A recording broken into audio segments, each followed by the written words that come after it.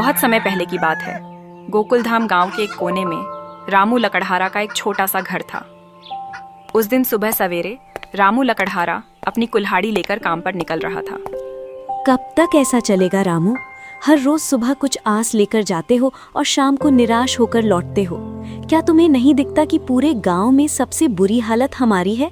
क्या करूं राधिका, तू ही बता। मेरी किस्मत ही फूटी हुई है तो मैं क्या कर सकता हूं।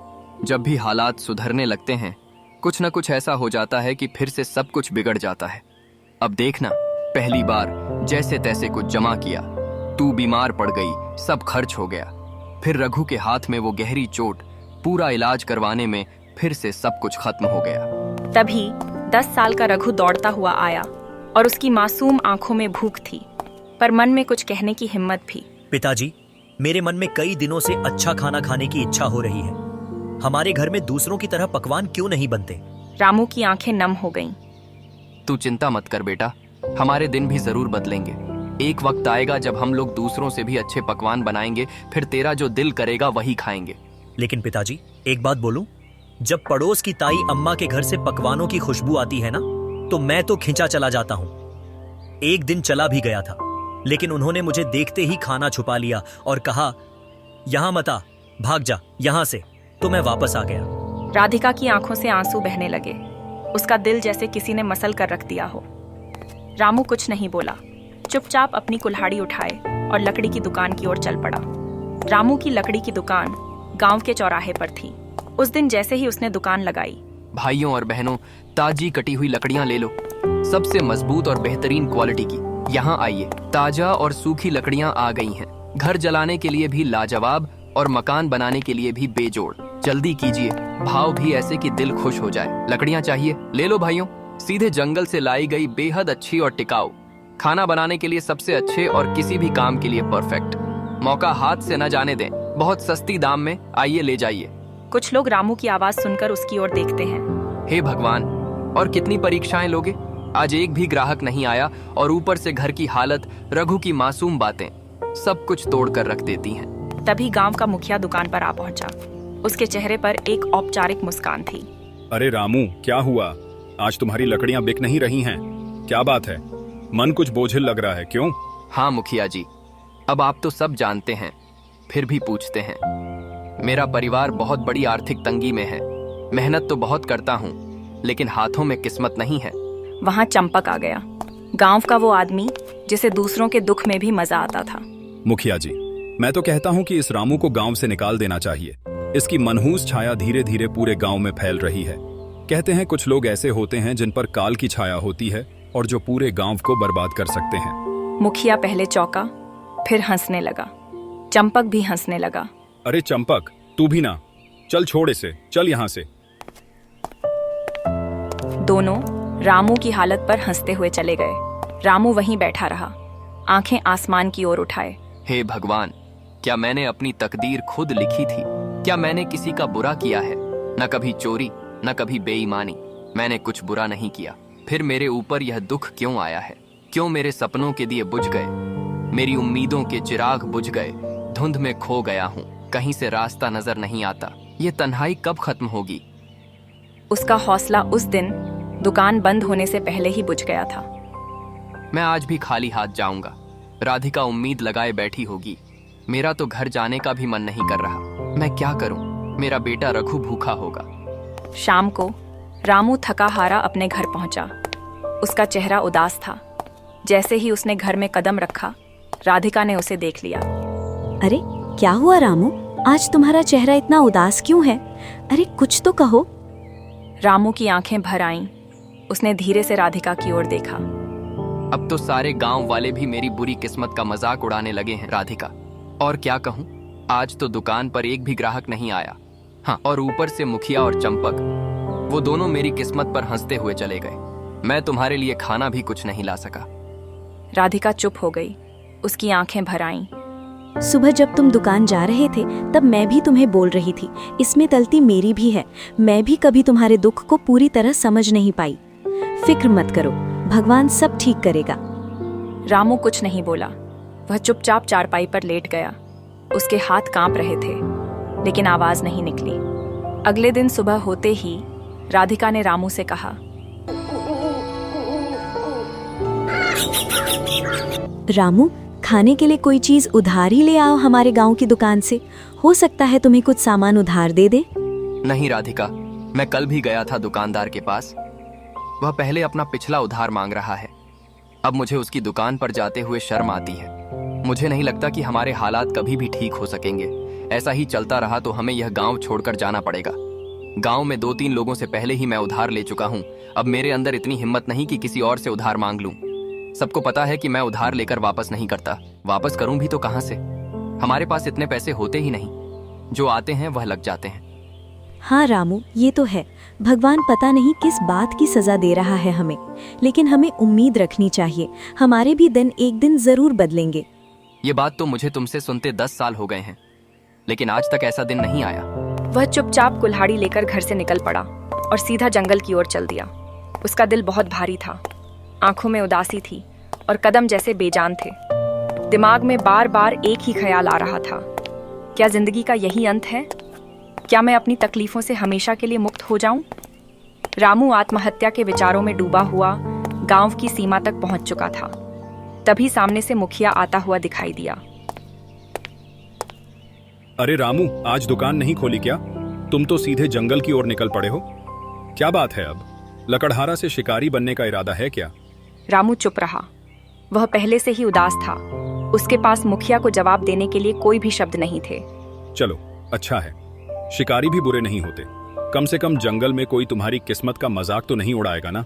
मुखिया हंसता रहा और चला गया। रामू बिना कुछ बोले जंगल की गहराई की ओर बढ़ गया। रामू अब थक चुका था। उसके पैर जवाब दे चुके थे।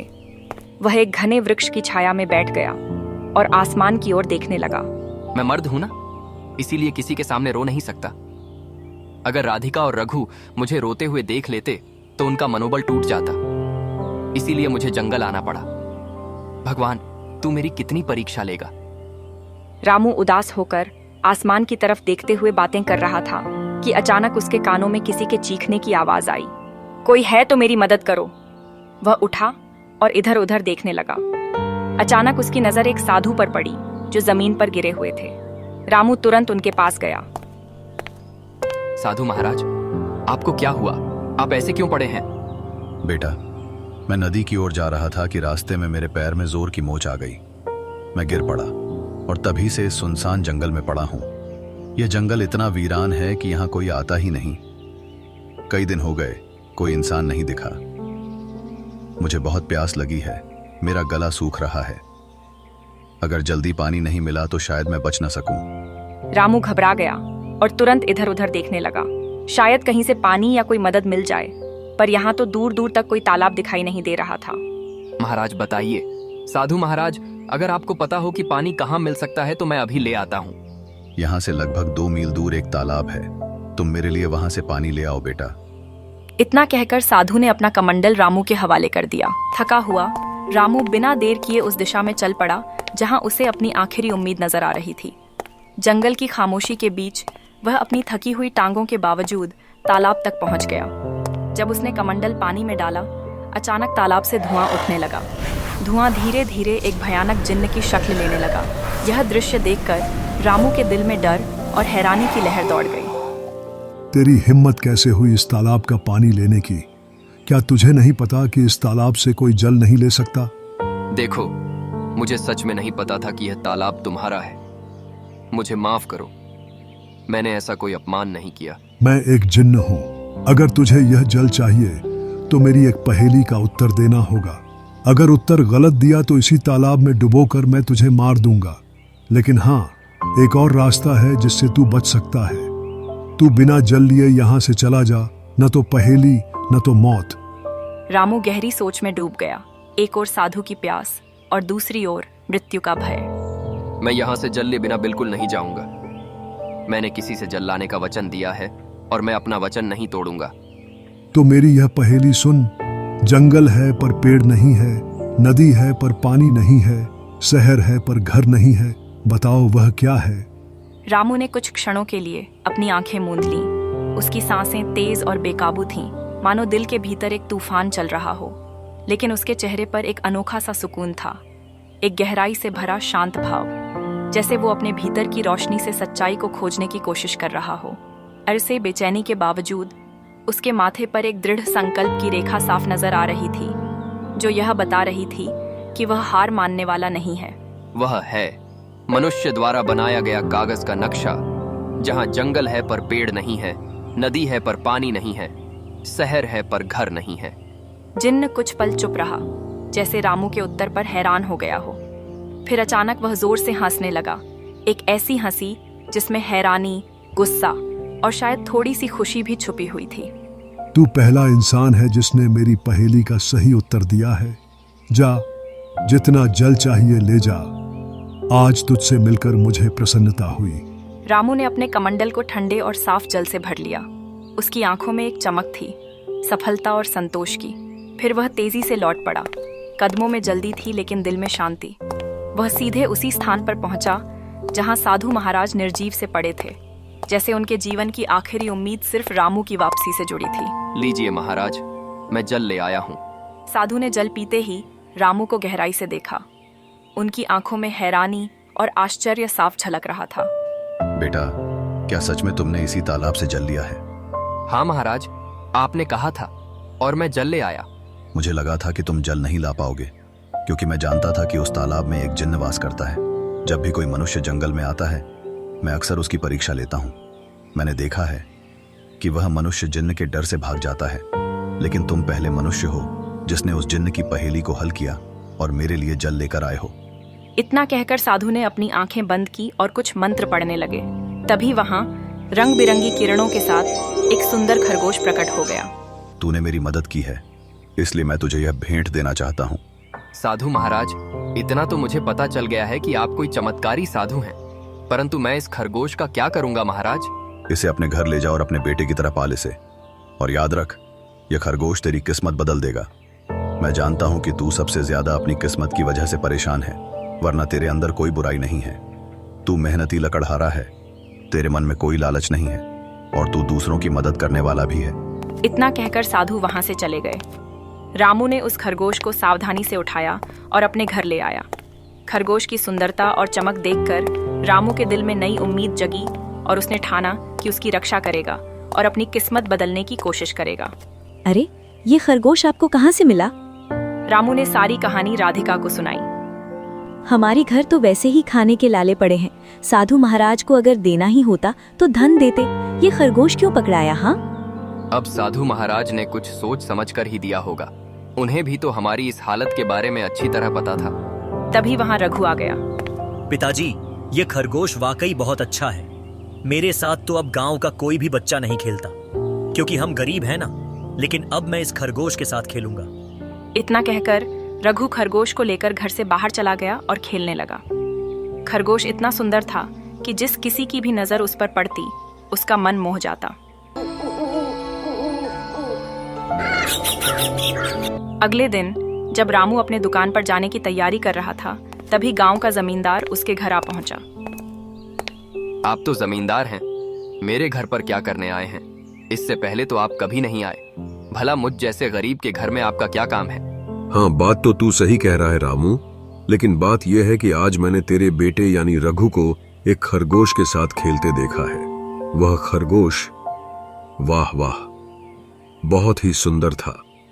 और तू जानता है कि मुझे जानवरों को पिंजरे में रखने का कितना शौक है, तो मैं वह खरगोश खरीदना चाहता हूँ। राधिका यह सुनकर चौंक गई।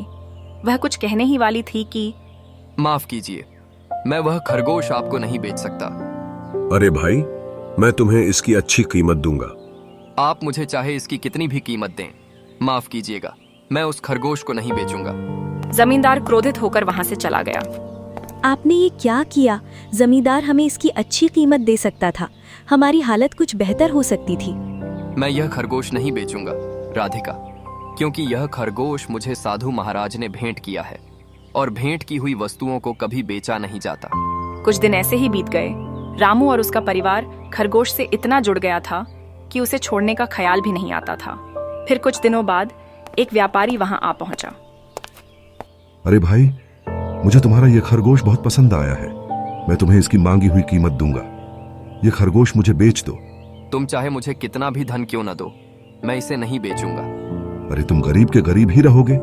तुम सामान्य लकड़हारा हो, समझते ही नहीं कुछ। व्यापारी वहां से चला गया। राधिका रामू पर गुस्सा हो गई। जब से ये खरगोश आया है तब से हमारा खर्चा और बढ़ गया है। पहले जमींदार को लौटा दिया और अब व्यापारी को भी मना कर दिया। क्यों नहीं बेचा इसे? राधिका, ना जाने क्यों मुझे इस खरगोश से अब एक खास लगाव हो गया है। और वैसे भी साधु महाराज ने कहा था कि इसे अपने बेटे की तरह पालना। अब यह मेरे बेटे जैसा है, और भला कोई अपनी बेटे को मांगी हुई कीमत पर बेचता है क्या? खुद सोचो ना। राधिका यह सुनकर चुप हो गई और नम आंखों से मुस्कुराने लगी। धीरे धीरे वह खरगोश उनके परिवार का हिस्सा बन गया। वहीं उदयनगर के राजमहल में उदासी छाई हुई थी। राजा विक्रम अपने 20 वर्षीय पुत्र वीर प्रताप को देख रहे थे, जो बेहोशी की स्थिति में था। उनके बगल में राजगुरु थे। राजगुरु, क्या मेरा पुत्र ठीक हो पाएगा? मैंने राज्य के बड़े बड़े वैद्यों को दिखाया, लेकिन कोई फायदा नहीं हुआ। महाराज, आपके पुत्र को एक विचित्र बीमारी है। इसका इलाज संभव है, लेकिन वह अत्यंत दुर्लभ है। तो फिर जल्दी से बताइए ना गुरुजी, इलाज क्या है? ध्यान से सुनिए। एक मायावी खरगोश का आंसू और एक गरीब मनुष्य का आंसू, जब यह दोनों एक साथ मिलेंगे तो वे एक दिव्य पुष्प में बदल जाएंगे। उस पुष्प को राजकुमार के शरीर पर स्पर्श कराना होगा, तभी वे स्वस्थ हो पाएंगे। तो फिर बताइए, वह मायावी खरगोश कहाँ मिलेगा? मैं उसे किसी भी कीमत पर ढूंढ लाऊंगा। और गरीब की बात तो कीजिए ही मत। हमारे राज्य में गरीबों की कोई कमी नहीं है। आपने पूरी बात सुनी नहीं महाराज। अगर किसी गरीब को जबरदस्ती रुलाया गया तो वह आंसू व्यर्थ होगा। दोनों को अपने आप दिल से रोना होगा, तभी वह पुष्प प्रकट होगा। तो फिर क्या तुम्हें पता है राजगुरु, वह खरगोश इस समय किसके पास है? हाँ महाराज, मैंने साधना के दौरान यह देखा है। वह मायावी खरगोश गोकुलधाम गांव के एक लकड़हारे के पास है। राजा विक्रम अपने मंत्री जगन्नाथ और 2 सिपाहियों के साथ हरियापुर की ओर रवाना हुए। कुछ ही देर में वे हरियापुर पहुंचे। वहां गांव का मुखिया दौड़ता हुआ आया। हमारे तो भाग्य ही खुल गए, राजा विक्रम पधारे हैं। मुझे तुम्हारी बातें सुनने में कोई दिलचस्पी नहीं है। बस इतना बताओ, क्या इस गांव में कोई लकड़हारा रहता है जिसके पास एक खरगोश है? हाँ महाराज, रामू लकड़हारा है। पूरे गांव को पता है कि उसके पास एक खरगोश है, और वह खरगोश किसी को देता भी नहीं है, क्योंकि वह अत्यंत सुंदर है। मुखिया राजा विक्रम को लेकर रामू के घर की ओर चल पड़ा। मंत्री, 2 सिपाही और स्वयं राजा को देखकर रामू चौंक गया। क्यों? क्या तुम्हारे पास कोई खरगोश है? और क्या वह मायावी भी है? प्रणाम महाराज, प्रणाम। हाँ महाराज, मेरे पास एक खरगोश है, लेकिन मुझे नहीं पता कि वह मायावी है या साधारण। मेरे लिए तो वह मेरे बेटे जैसा है। वह खरगोश तुम्हें कहाँ से मिला? एक साधु महाराज ने मुझे यह खरगोश भेंट किया था। राजा समझ गया। उस साधु ने तुम्हें एक मायावी खरगोश दिया है। चलो, मैं उसे खरीदना चाहता हूँ। क्षमा कीजिए महाराज, मैं इसे बेचना नहीं चाहता और बेच भी नहीं सकता। महाराज, यह इतना ही मूर्ख है। जमींदार ने भी इसे खरीदने की कोशिश की, मगर उसने नहीं बेचा। हमारे गांव का सबसे बड़ा व्यापारी महंगी कीमत देने आया, लेकिन फिर भी वह नहीं बिका। अब उसने आपको भी मना कर दिया है। उसकी हिम्मत तो देखिए। देखो लकड़हारा, मुझे उस खरगोश की बहुत जरूरत है। मैं तुम्हें उसकी महंगी कीमत दूंगा, समझ रहे हो ना? महाराज, मैं नहीं दूंगा, क्षमा कीजिए। मैं तुम्हें आधा राज्य सौंप दूंगा, बस मुझे वह खरगोश दे दो। नहीं महाराज, अगर आप मुझे पूरा राज्य भी दे दें तब भी मैं उसे आपको नहीं दूंगा। क्षमा करें। सिपाहियों, इस लकड़हारे को बंदी बना दो और उस खरगोश को पकड़कर महल में ले आओ। चलो। सिपाहियों ने रामू और खरगोश दोनों को पकड़कर महाराज के सामने पेश किया। कैसा लग रहा है अब मूर्ख? मैं तुम्हें आधा राज्य देने को तैयार था और तुमने इनकार कर दिया। अब मैं तुम्हें उस खरगोश को बिल्कुल नहीं दूंगा। आखिरी बार देख ले इसे, मूर्ख कहीं के। महाराज, मैं जानता हूं कि आप जो निर्णय लेते हैं उस पर अडिग रहते हैं। बस आपसे मेरी एक विनती है। मैं अपने इस खरगोश को एक बार गले लगाना चाहता हूं। मैंने इसे अपने बेटे जैसा चाहा है। जा, तुम्हें इतनी मोहब्बत है तो जा, गले लगा ले इसे। रामू ने दौड़कर उस खरगोश को गले लगाया। दोनों की आंखों से आंसू बहने लगे, और जैसे ही वे आंसू धरती पर गिरे, वहां एक नीला फूल खिल गया। महाराज, यही वह फूल है जो आपके पुत्र को ठीक कर सकता है। राजा विक्रम दौड़कर फूल लेकर अपने पुत्र के कमरे में गए। फूल जैसे ही पुत्र के शरीर को छुआ, राजकुमार होश में आ गए। राजा विक्रम खुशी से राज दरबार वापस आ गए। मुझे माफ कर दो रामू, मैंने अपने पुत्र के प्यार में अंधा होकर तुम्हारे साथ अन्याय किया। तुम्हारे आंसू सच्चे थे। अब मैं समझ गया कि तुम कितना सत्य बोल रहे थे। तभी वहां साधु महाराज प्रकट हो गए। महाराज, यह गरीब लकड़हारा किस्मत का मारा है। उस खरगोश को मैंने ही उसे भेंट किया था और मैंने कहा था कि यह उसकी किस्मत बदलेगा। मैं जानता था कि आपकी पुत्र का इलाज उसी मायावी खरगोश से होगा, लेकिन वह तभी संभव था जब खरगोश पालने वाले की आंखों से सच्चे आंसू निकले, और सच्चे आंसू केवल सच्चे इंसान के निकलते हैं। साधु ने रामू को देखकर कहा, रामू, तुम्हारा काम पूरा हुआ, और जैसा कि मैंने कहा था, यह खरगोश तुम्हारी किस्मत बदल देगा। अब समय आ गया है। रामू, हम तुम्हें बहुत सा सोना देते हैं। तुम्हारी वजह से हमारा पुत्र ठीक हो गया है। हम तुम्हारा यह एहसान कभी नहीं भूलेंगे। महाराज, आपकी मेहरबानी है, लेकिन कृपया करके मुझे यह न दें। नहीं नहीं नहीं रामू, यह भेंट है और भेंट को कभी ठुकराते नहीं। आज से तुम मेरे राजमहल में मेरे सलाहकार बनकर रहोगे और मेरे खजाने की रक्षा का काम तुम्हारे कंधों पर होगा। तुम सच्चे इंसान हो, और हाँ, जिस गांव में तुम रहते हो, आज से तुम उस गांव के जमींदार हो। वह पूरा गांव अब तुम्हारा होगा। रामू पूरी दौलत लेकर अपने घर वापसी की राह पर निकला, जो उसकी मेहनत, ईमानदारी और सच्चाई का अनमोल इनाम था। इस तरह एक सामान्य लकड़हारा अपनी मेहनत और प्यार की वजह से अपनी किस्मत बदलने में कामयाब हो गया। उसका जीवन अब पहले से कहीं ज्यादा खुशहाल और सफल था, और वह अपने गांव के लिए एक मिसाल बन गया।